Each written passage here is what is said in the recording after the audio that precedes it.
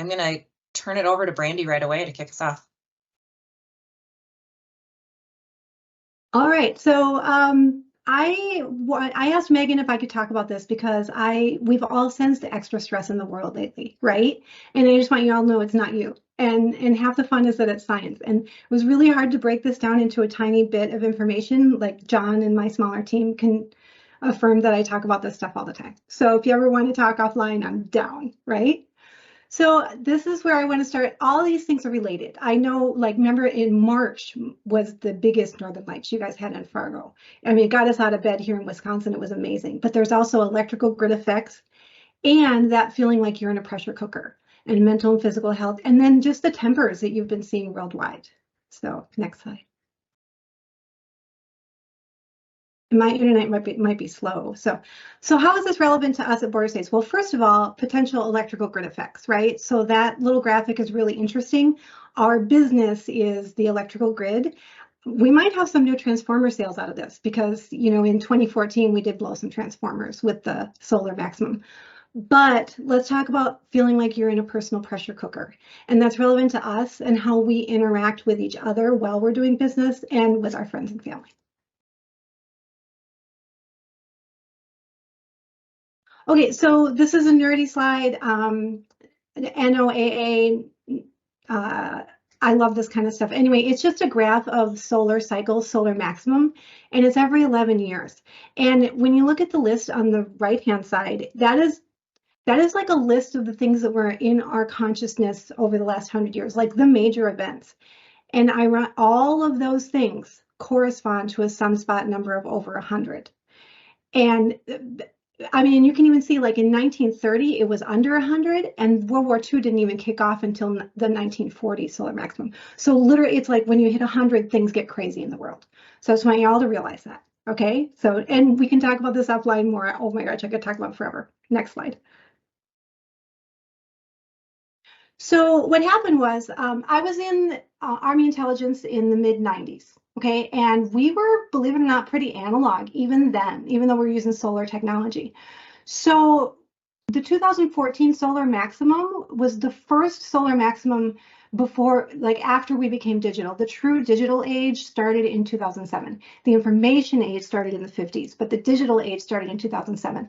So our science and our military all got curious about what's going to happen with this solar maximum. And so they started documenting the effects. And the interesting thing was the 2014 solar maximum was actually really small, and that's going to show up later. Okay, so then the next slide.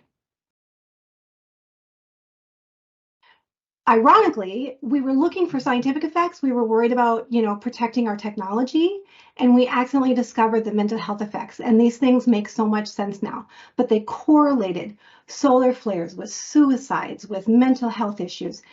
They talked about the physical effects, and here's your pro tip: drink more water. I know that sounds dumb, but solar flares actually use up the water in your system. It's not like being in the sun and sweating. It's a totally different biochemical effect. And actually eat a lot more salt.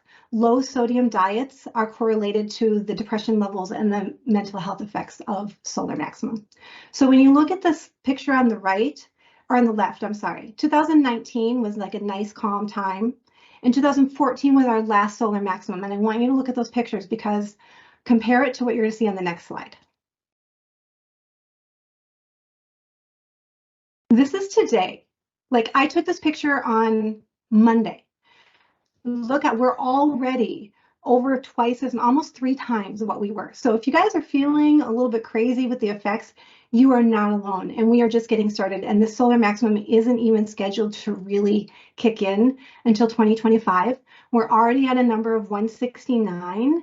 And that previous 100-year slide I showed you, the high, which was in the 60s, was 200. So we're already almost there. It's just absolutely crazy. Dana, I love it.